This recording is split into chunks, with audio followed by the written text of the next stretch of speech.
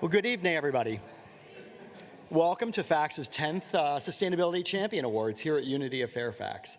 At this time, I'd like to ask Reverend Russell Hyland, Senior Minister here at Unity, to open us with a few words.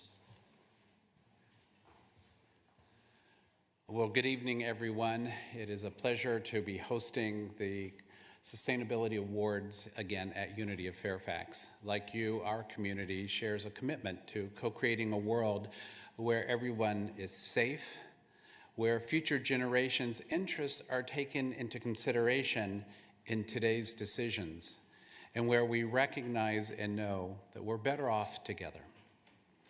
Just one piece of housekeeping I would like to share, two pieces of housekeeping I'd like to share with you before I share an introductory moment of reflection.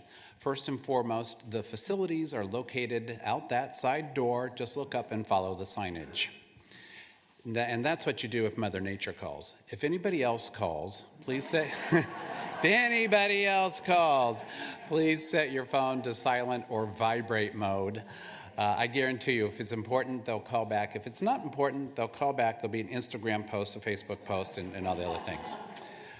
All right, I invite you to settle into a moment of reflection. Giving thanks that we have once again found one another, and that we've gathered here for the sacred and honorable intention of recognizing our connection to the earth, to the elements, to one another,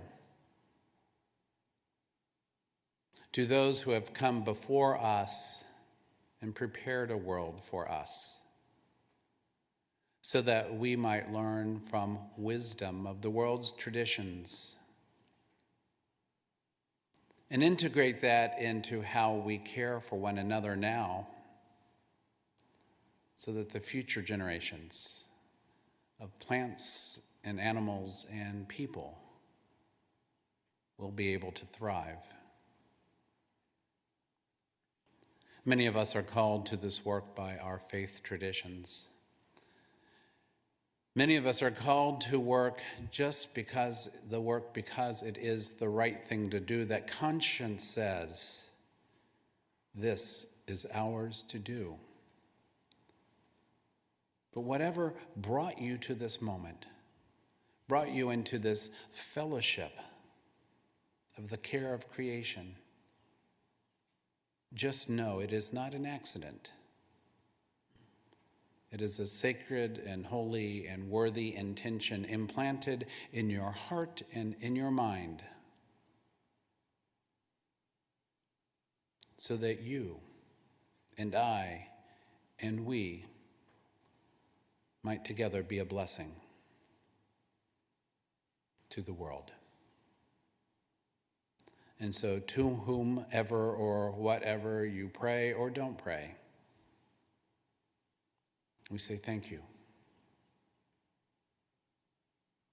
and amen.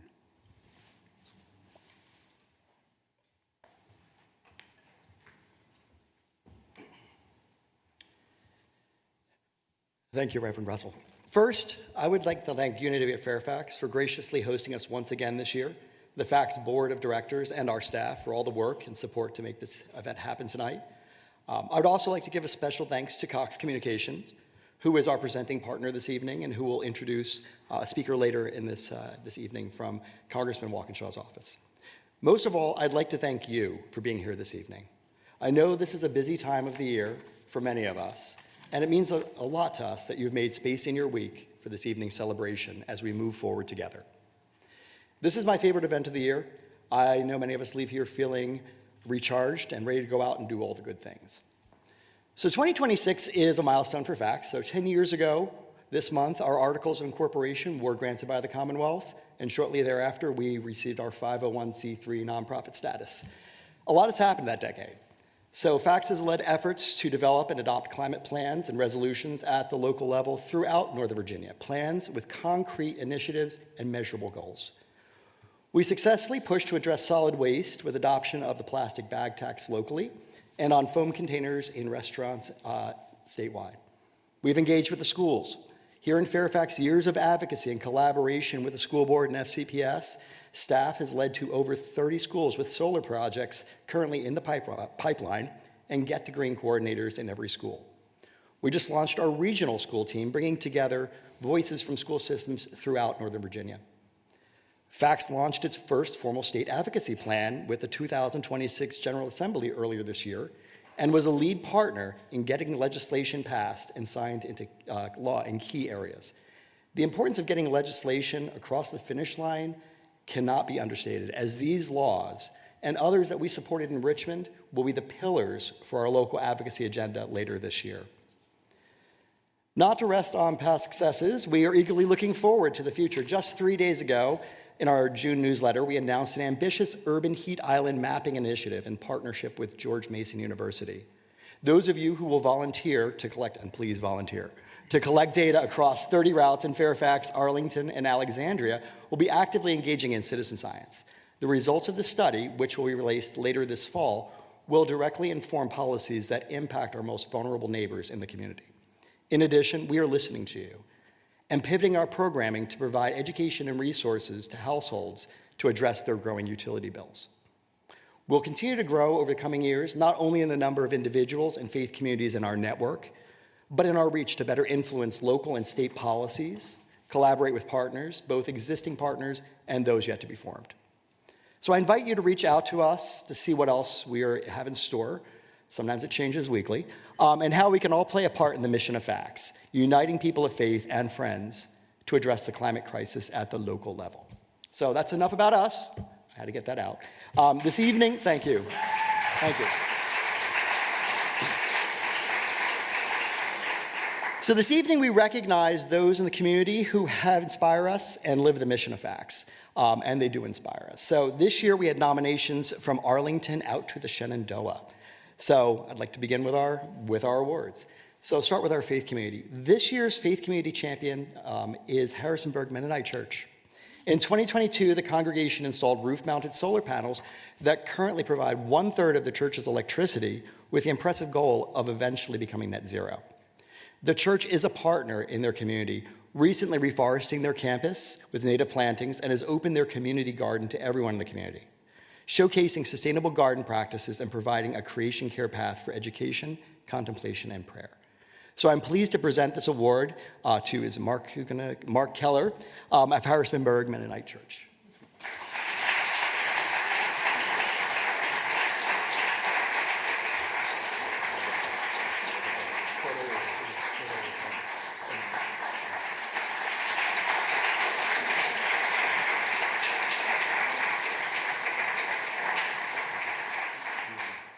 Say a few words.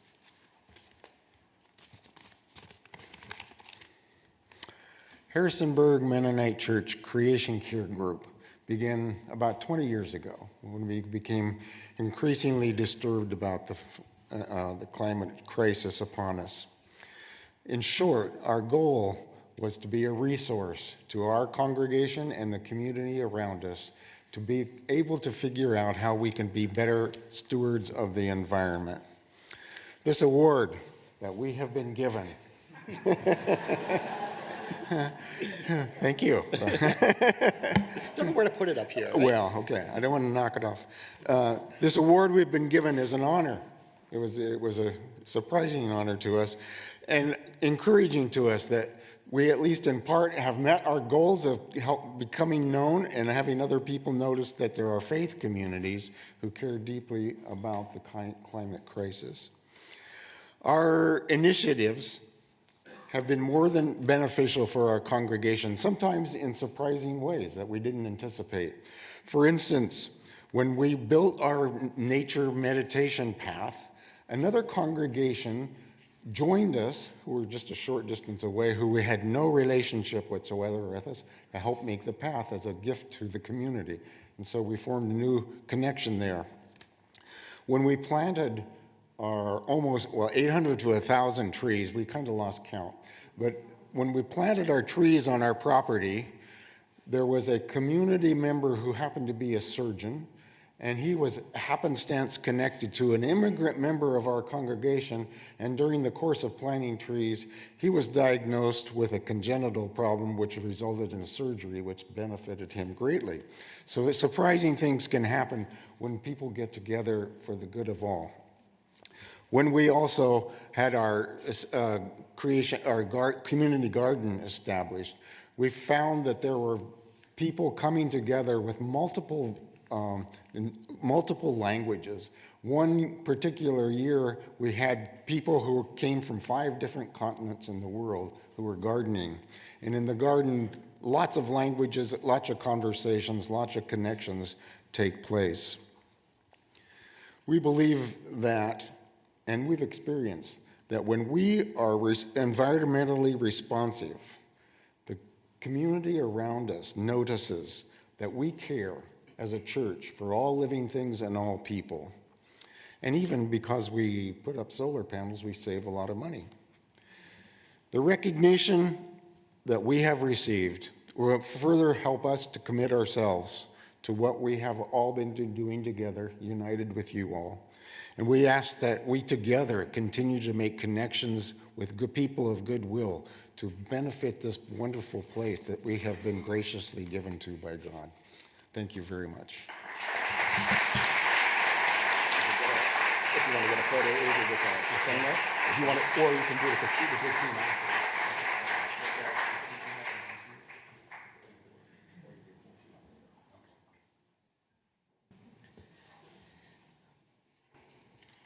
I was fortunate early enough during Earth Month to travel out to Harrisonburg for a new Rocktown luncheon and got to speak with some of the folks actually in the room. And I really enjoyed it. And so really looking forward to our more partnerships with our folks and their friends in the Shenandoah.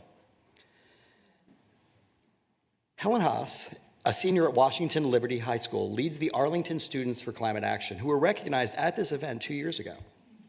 Helen has organized clothing swaps, initiated composting at a local elementary school, testified in front of Arlington County officials and the school board regarding the need for a climate resolution, and is a student member of the Climate Change Energy and Environment Commission, or C2E2. That was a lot easier to say part.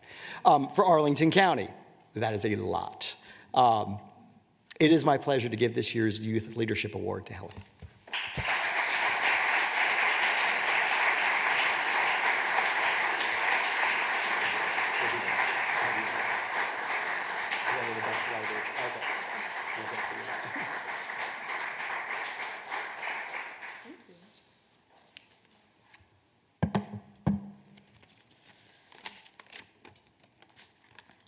Thank you for this recognition. I'm so grateful to be included in the ceremony tonight. As someone who's just starting out, this award means a lot to me. I take it as both an honor and an encouragement to keep doing work that matters. Hopefully, wherever I end up, I'll be able to find a community of advocates as hardworking and as genuine as the ones I've had the pleasure of working with here. I'm so inspired by you all, your passion, your resilience, and your relentless optimism. None of this would have been possible without my amazing team, so thank you to everyone at Arlington Students for Climate Action, or ASCA. A special shout out to Laura Watchman, Ruth Follett, and Eleanor Hodges for all the time and effort you poured into our projects and your readiness to hear out all of our crazy ideas. This recognition reflects your contributions as much as my own. Thank you again for this honor. Over to our step and repeat.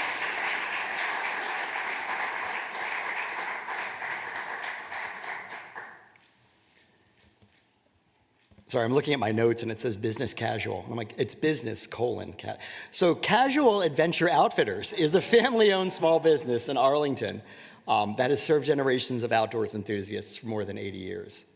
Casual Adventure supports Arlington Students for Climate Action's annual clothing swap, supports waste reduction through an annual community collection of old socks that are recycled and returned into second-cut smart wool products.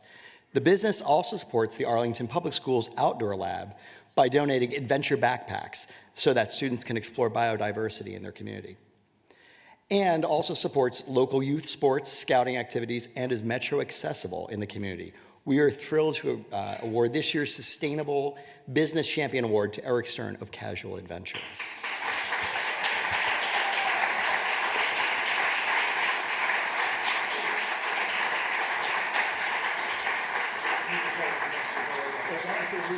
Yes, that's right. There we go. Thank you so much. You've done that before. That's right. This is about as business casual as I get. Not really. Every day is t-shirts and shorts. So this is more on the other end of the spectrum, about as dressed up as you'll ever see me, except for weddings and funerals and bar mitzvahs.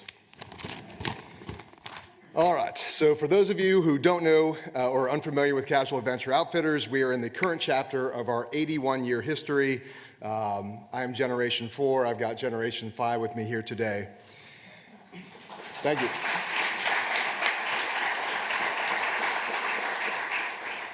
Our store has always been a family business with a focus on our community, and our staff shares this sentiment. I'm constantly amazed by how much our small footprint continues to make such large impacts, but I'm also constantly reminded that I get to stand on the shoulders of those who came before me and those who are around me.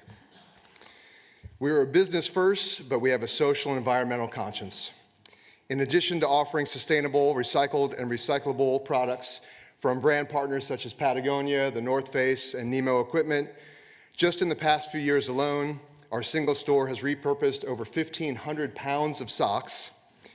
That is the highest total weight of any store nationwide that has participated in this program since its inception. We've collected over 25 van loads of sporting goods for distribution to under-resourced communities as a premier partner with Leveling the Playing Field, collected and distributed countless hats, gloves, shoes, jackets, blankets, and more for Path Forward and Washington Liberty's annual clothing swap. Thank you, Hannah. All of these elements are literally the fabric of our society. And so while we appreciate the recognition that comes with receiving an award of this stature, the most important element to remember for us is that an award is really a standard by which to live and an expectation to exceed. Winning an award is not an accomplishment with which to be satisfied. More so, it's a reminder of the standard by which we live. With faith in humanity, the common good, and positive future, we make a concerted commitment to do good, to be an active participant in our community, and make an impact locally every single day. More than anything, I want to thank my family, who are all here tonight. I work hard for them so that they can enjoy a bright and sustainable future. Our store logo is a hiking Tyrannosaurus Rex, which symbolizes that even every step can make a large impact. It's the little things that can make the biggest difference. And so on behalf of our family, our staff, our friends, our customers, thank you to Faith Alliance for Climate Solutions for recognizing Casual Adventure for its history, its current form, and its potential.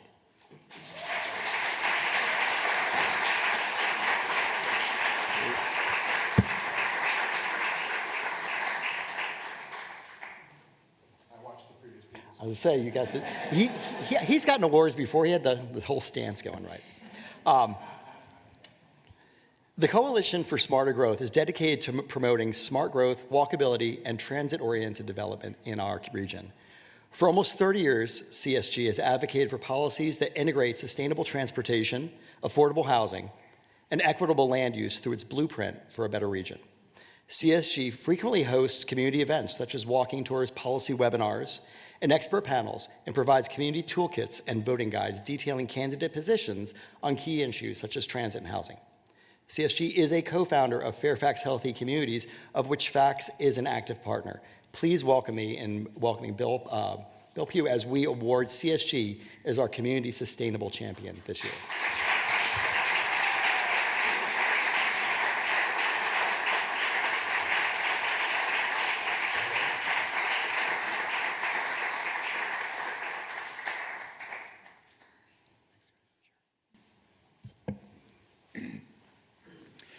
It's an honor to be recognized by Faith Alliance for Climate Solutions, and I'll just say that our executive director really wanted to be here, Stuart Schwartz, but he's preparing for a family memorial service at home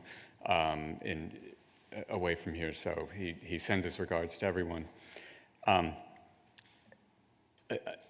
think being recognized by FACS is meaningful because so many of you and in different ways have worked with us over the years on campaigns for more sustainable transportation, housing in climate-friendly locations, or could be protecting our farms and forests from highways and sprawl. And we couldn't do what we do without all the local groups and advocates across the region. And as Chris mentioned, we get to work with groups like FACS through our coalitions, one of which I will call out my colleague Sonia Brehe, who's our Northern Virginia advocacy director. She was instrumental in helping create Fairfax Healthy Communities, which kind of like FACS, and it brings together a diverse array of organizations. Y'all have a diverse range of faith groups and congregations. We don't always, we come from different perspectives, but we agree on the big things, and we're stronger when we work together.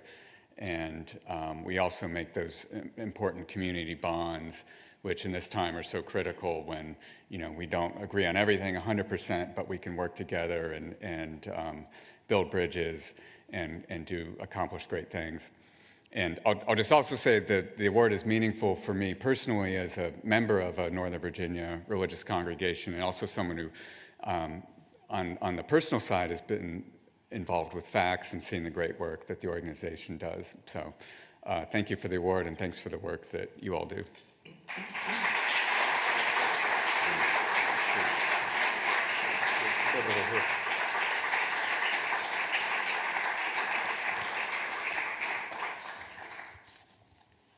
I was excited to see that Sonia was on the list for attendees today. We met in person a few weeks, maybe it was last week, at a walking tour in Vienna. And it's rare sometimes we can get together, and I appreciate that, that we do get together in person at times. So, as a member of the Arlington School Board from 2021 to 2025, Mayor Cadera used strategy, leadership, and persistence for the first time to achieve climate action commitments at the school board level. When Mary started in the school board, she was the only member to actively push climate action forward. By the end of her term, she had brought along colleagues so that the school board unanimously, sorry, I actually am one word ahead, but we're going to keep going. We're just going to keep going with it. Unanimously supported the Climate Action Resolution of 2025. Because of Mary's leadership, Arlington Public Schools has committed to becoming carbon neutral by 2050. Mary engaged in an open and collaborative dialogue with environmental advocates and a coalition led by FACS, and continues to remain active in our community with sustainable school issues. I am pleased to present Mary's award to Laura Watchman, who will be accepting on behalf of Mary.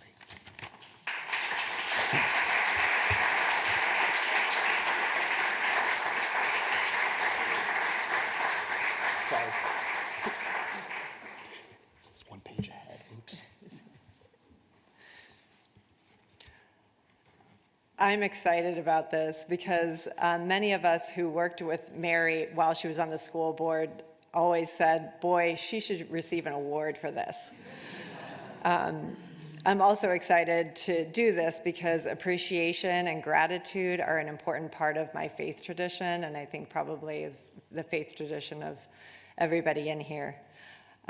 When Mary started on the school board, as Chris said, she was the only member of the board who actively pushed climate action. Fast forward to the end of that term last year, the school board unanimously supported the Climate Action Resolution and a strategic plan with measurable sustainability targets. But importantly, Mary would not want us to be left with the impression that APS has everything figured out. She wants the capital improvement plan to use creative financing tools and to speed up progress toward the goal of carbon neutrality by 2050. She recognizes the urgency of the issue and wants us and APS and the county to work on an all of the above press for climate action.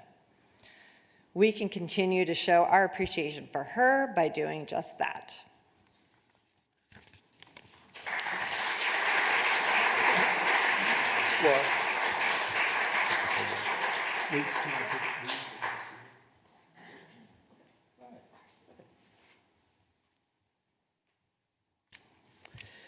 So 4 years ago, Amy Newman volunteered to lead a new community effort to phase out fossil fuels use in Arlington public school buildings and make the move from diesel to electric buses. Under Amy's calm and effective leadership, the team has grown in size and forged relationships and participates in ongoing dialogue with all Arlington School Board members and key staff. As a result, Arlington Schools has, for the first time, committed to climate action through its strategic plan, capital improvement plan funding, and a school board resolution. Also thanks to Amy's leadership. Please join me in welcoming John Bloom, accepting the Individual Impact Award on Amy's behalf.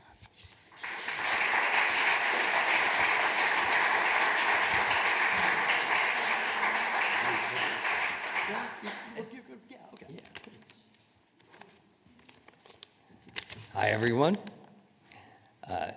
As you know, I'm here on behalf of Amy Newman, and she asked me to say a couple of things. But first, I want to let you know you picked a great recipient. Amy took our struggling brand new advocacy group 4 years ago, bringing climate change advocacy for the first time to Arlington Public Schools, and gave it life in so many ways. She not only took on all the unglamorous admin tasks that come along with this kind of ungainly coalition structure we had, but she also drafts letters,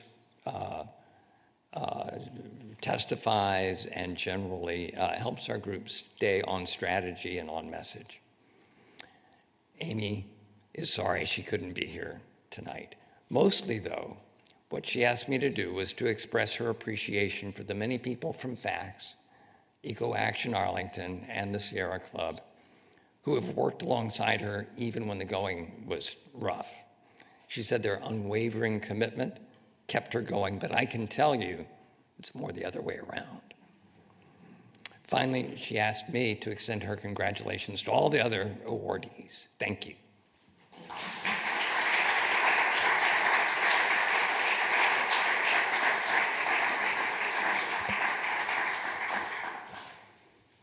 So I'd now like to introduce FACS Board Chair Scott Peterson, who will present this year's Chair Award. The Chair Award recognizes those unsung heroes who have worked behind the scenes to power our growth in FACS. Scott, you're supposed to start walking when I...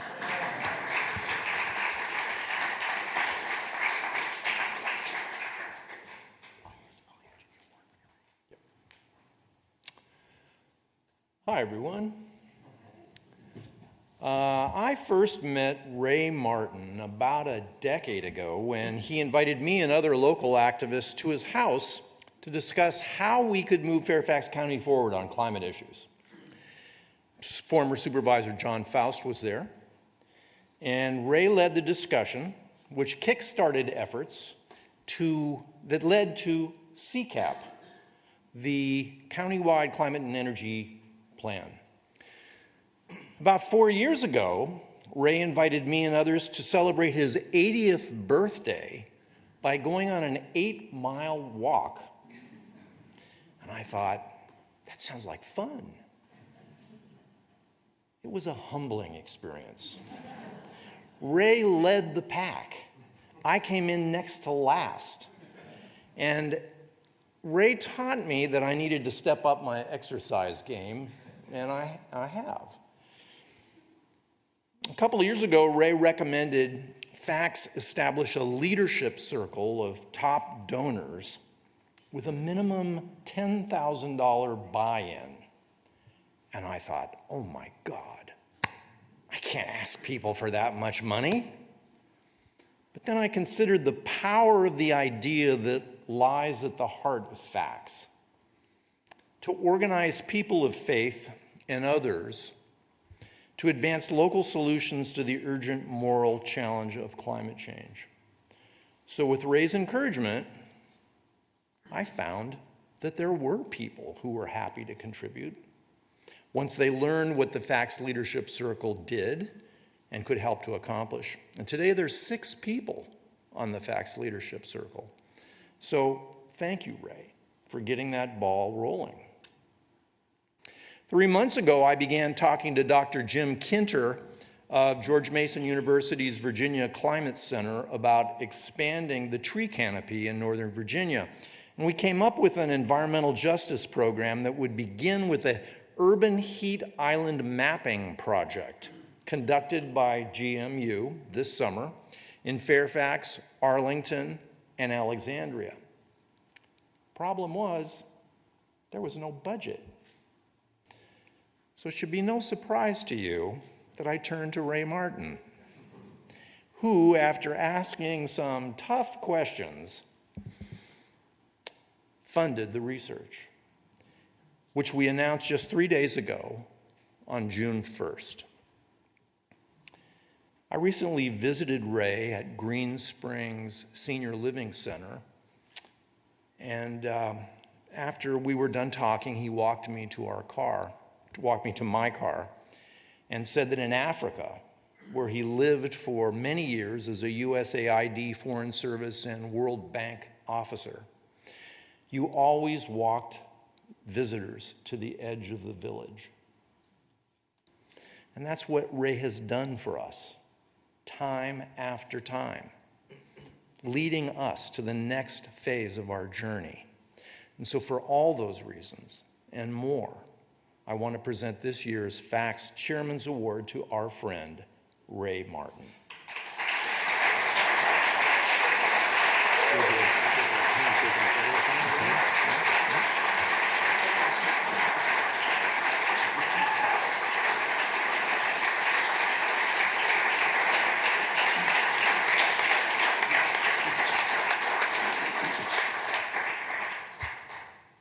Wow. I didn't know all that. I have a lot to write in my diary tonight. Anyway, FACS is a very important organization in my old age and retirement. I heard once of a woman who was concerned about the climate crisis and said, well, what can I do? I can't make a difference by myself.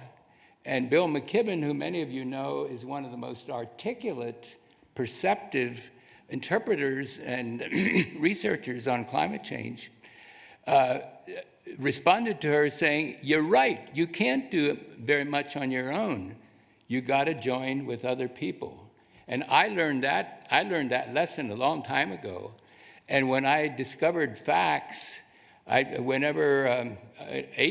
if you're 10 years ago, it must have been 8 or 9 years ago, very early in the existence of FACS, I thought that combination of activism, first-rate analysis, scientific analysis of the issues and the problems, and then advocacy with the local governments was exactly the kind of thing I wanted to do after living a lot of my life overseas in my career with USAID and the World Bank.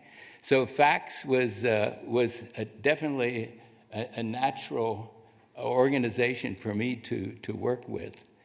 The combination of faith, the inclusion of faith in the total mix is relevant. A lot of our local leaders do respond to messages that are based on faith values. And then when we do our homework, we can't be sloppy. We have to be fully scientific and fact-based, evidence-based in our examination of issues and our proposed actions. But when we come together with that combination of faith-based values and really solid, good ideas, local government officials listen to us.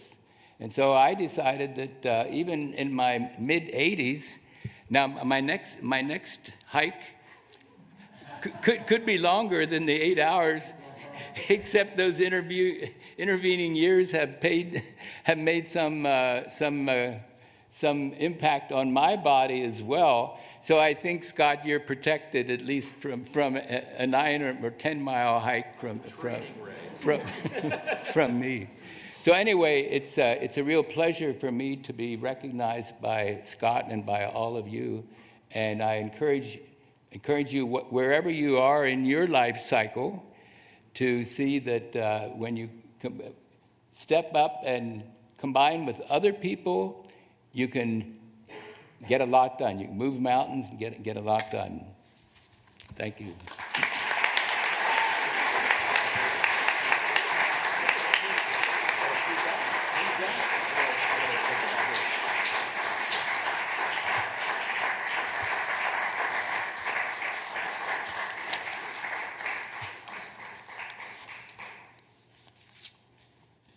Thanks, Scott, and thanks, Ray. It is now my pleasure to welcome Catherine Falk, Market Vice President for Cox Communications, who I mentioned is our presenting partner tonight. Best laid plans. So our keynote tonight was supposed to be Representative James Walkinshaw. And as most things in Washington, as people know, votes go on and on and on. Tonight, I believe he is wrapped up now in a vote on Ukraine. And so we do have staff from James' office who will be to present some remarks on his behalf. But I'd like to introduce Catherine to the stage. Thank you so much.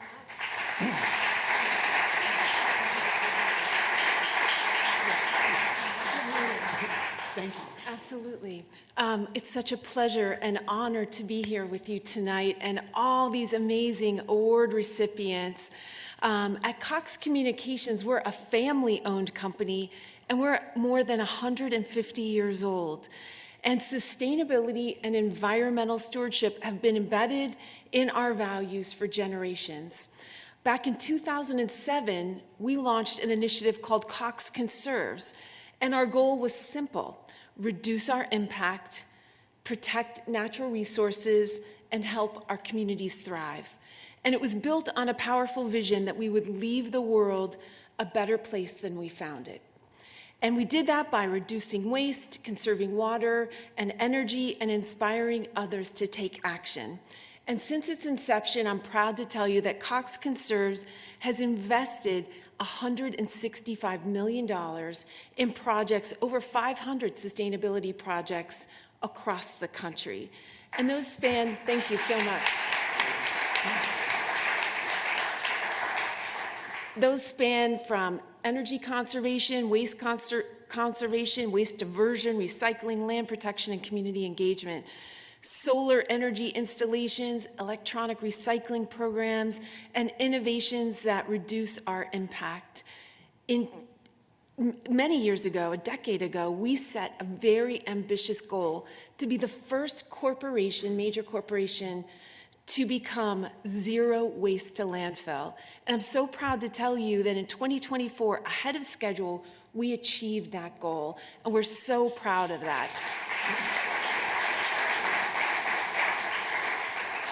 So at Cox Conserves is built on collaboration with nonprofits and national environmental groups, but also local partners like FACS. And that's why we're so grateful to have the opportunity to support the Faith Alliance for Climate Solutions that reminds us that making meaningful progress happens when we work together. And tonight, we're so happy to be here to celebrate this. And now it's my honor to introduce Congressman James Walkinshaw's district aide, Maisha Jones. And Maisha is a native of Reston, lives in Reston like me. She's served with the congressman since he began his tenure in Congress, and even before that on his campaign. So welcome, Maisha Jones. Thank you.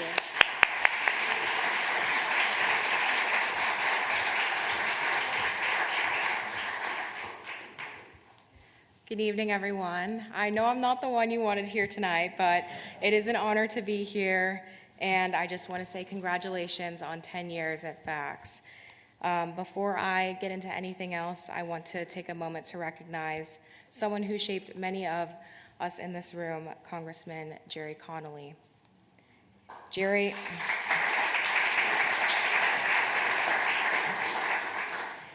was not only my boss, but Congressman Walkinshaw's boss, his mentor, and his friend. And I suspect many of you in this room can say the same. He had a way of making everyone who came to him feel like their idea was worth fighting for. He didn't just listen, he helped you figure out who your partners were, who you needed to bring along, and how to turn an idea into something real. The roots of so much of what we celebrate tonight go back to Jerry's early work.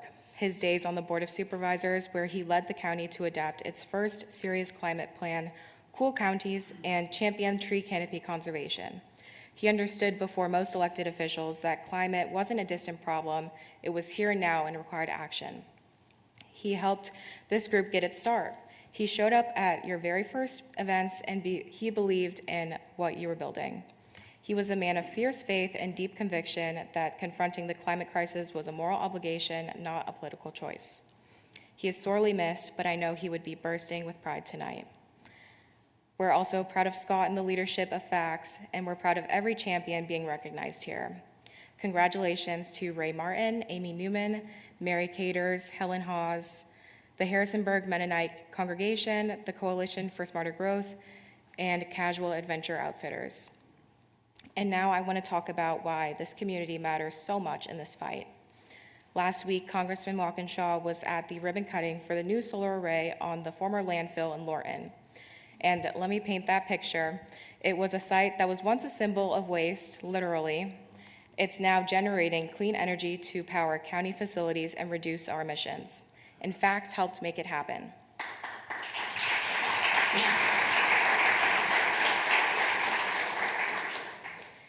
And when the project came to the board, I was proud, Congressman Walkinshaw was proud to work alongside his colleagues to see it through. It started at the state level with the passage of the Solar Freedom Act, legislation that made a 30-year power purchase agreement like this one possible. Solar is now the cheapest electricity source available, and yet getting a clean energy project up and running with the gridlock we face in Washington is genuinely hard. It requires sustained pressure from organized, credible voices at the local and state level. It requires you. That's what makes FACS so consequential. 3,000 supporters in Loudoun, Fairfax, Arlington, and Rockingham. Instrumental in getting the Fairfax County CCAP Climate Action Plan approved.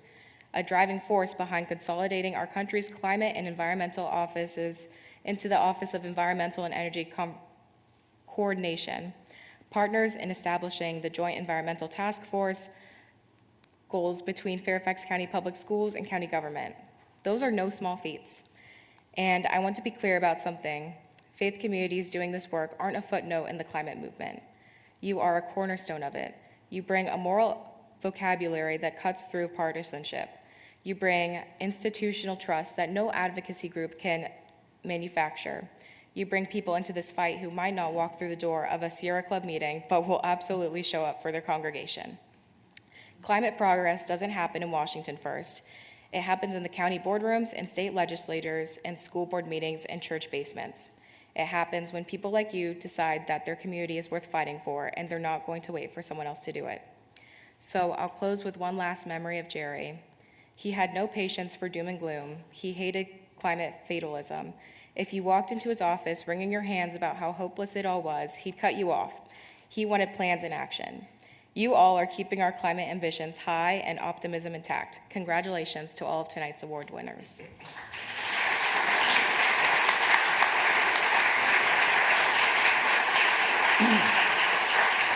Thank you, Maisha. Once again, thank you everyone for being here tonight to recognize the efforts and celebrate passion of our 2026 sustainability champions. I invite you to meet the winners, enjoy some snacks out in the atrium, and also have a wonderful evening. So thank you so much. Oh, and sign up to the heat island as volunteers.